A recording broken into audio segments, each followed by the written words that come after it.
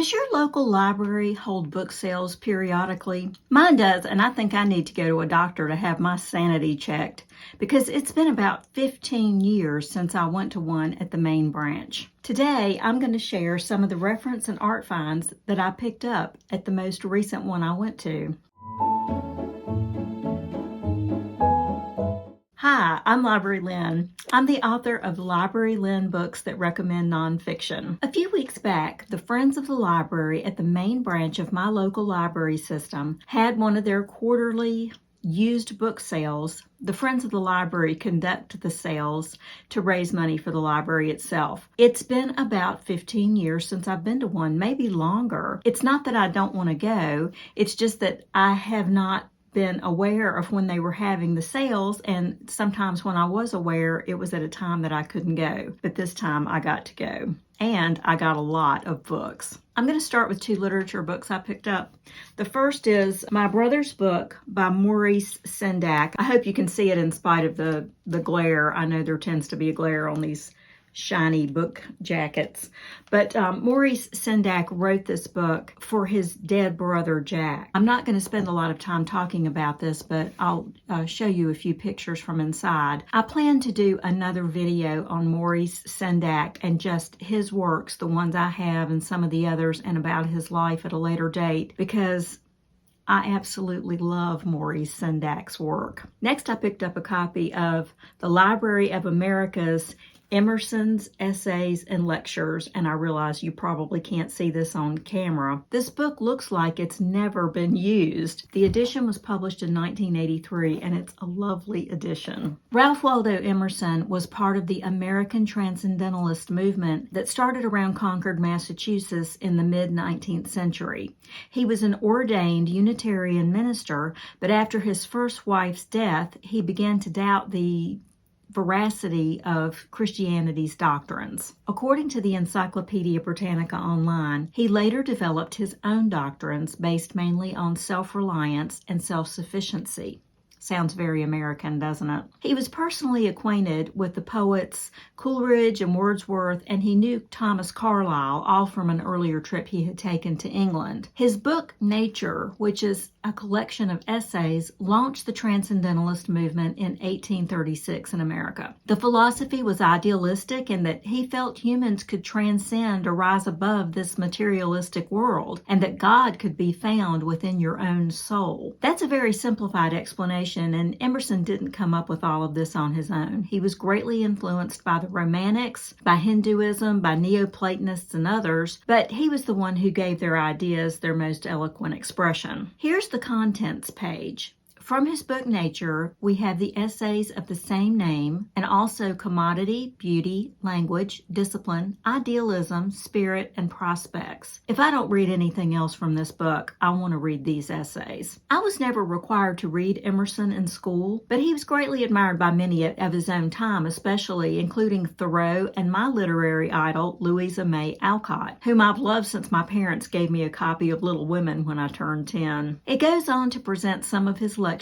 like Man the Reformer, Introductory Lecture on the Times, The Conservative, The Transcendentalist, and The Young American. And there are also some of his addresses on topics such as literary ethics. I think that these should be read slowly at bedtime, so I plan to place this book in my bedtime stack. And what I want to do is read one essay or one address at a time in between other books I read, sort of like a palette cleanser. So next I'll move on to the art books I got. I picked up two Time Life Library of Art books that were published in 1966 and 1967 respectively. They didn't have a complete set, but they did have quite a few others that I didn't buy. It's hard to believe that I got these books for $1 each. They come with nice slipcovers, just like the Emerson book. I didn't buy the rest of these art books because I was afraid they would take up too much room. I'm kind of running out of room in my house for books. I don't know what I'm going to do when that finally happens. But these are my two favorite artists. I'm not an art history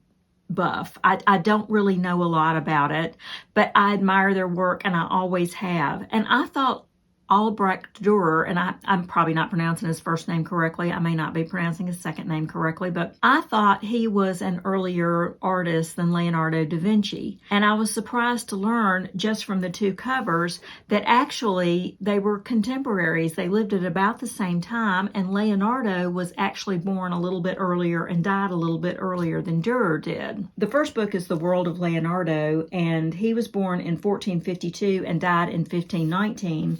The second book is The World of Dürer, about 20 years later in 1471, and he died in about 20 years later in 1528. These are beautifully written books too. I'm going to read you the first paragraph from the one on Leonardo. It's from the chapter called The Mists of Youth.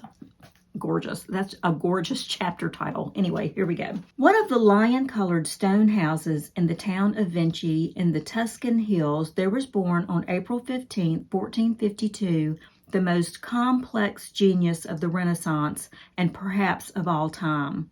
Leonardo, a searcher after unfathomable things, a painter of disquieting smiles that suggest the riddles of the human personality, and of hands that point to mysteries beyond the earth, he seemed to his contemporaries a sort of magician, and to men in later centuries as an Italian Faust. As I've been reading, you've been looking at beautiful pictures taken from this book.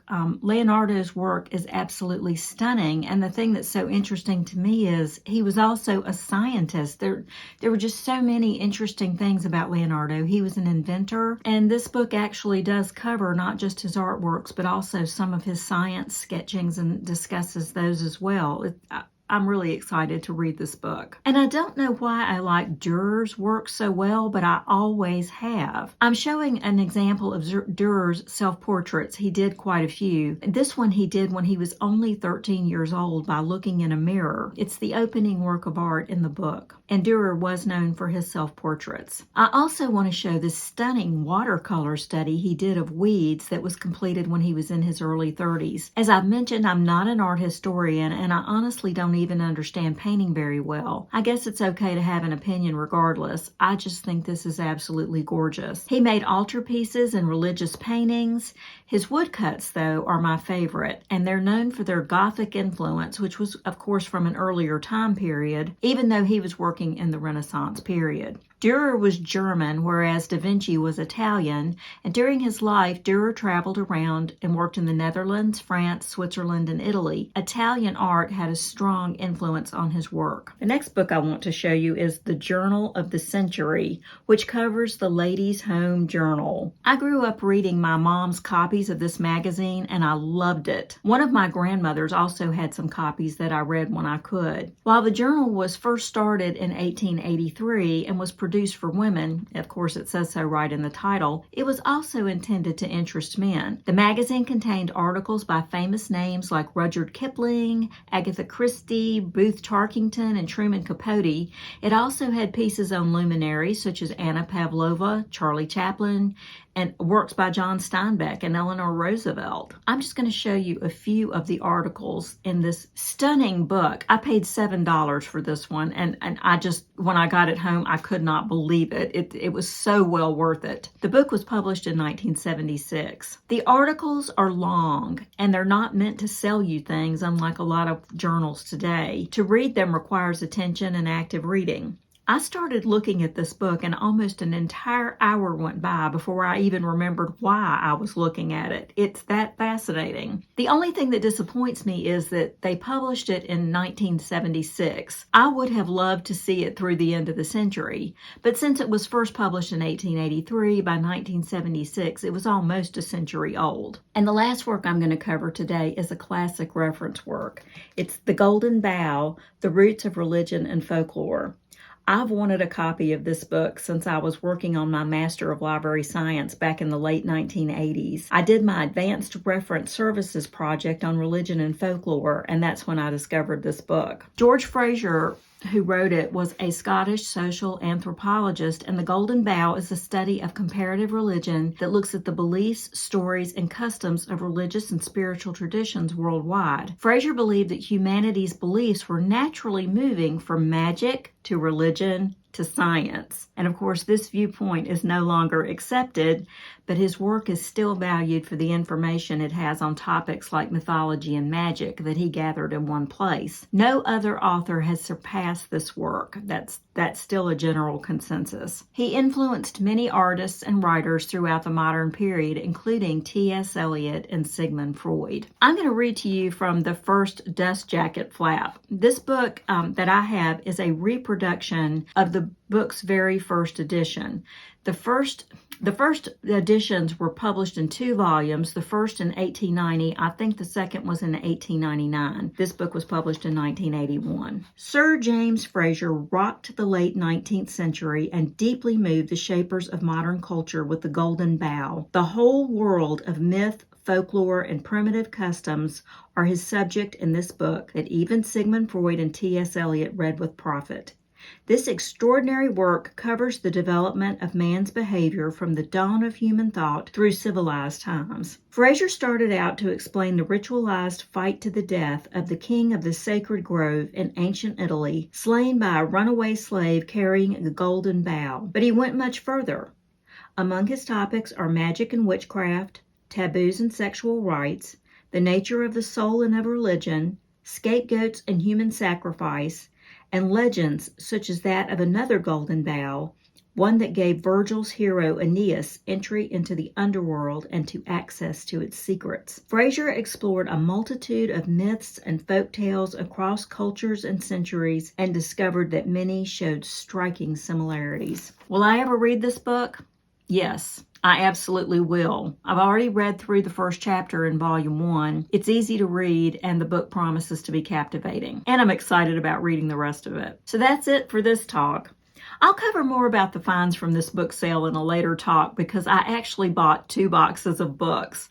I picked up a nice stack of impressive biographies and memoirs and a few fiction titles to round it all out. For more information on great nonfiction books, check out my 2 books. Library Lynn's curated collection of superlative nonfiction, and Library Lynn's biographies, autobiographies, and memoirs. And until next time, happy reading.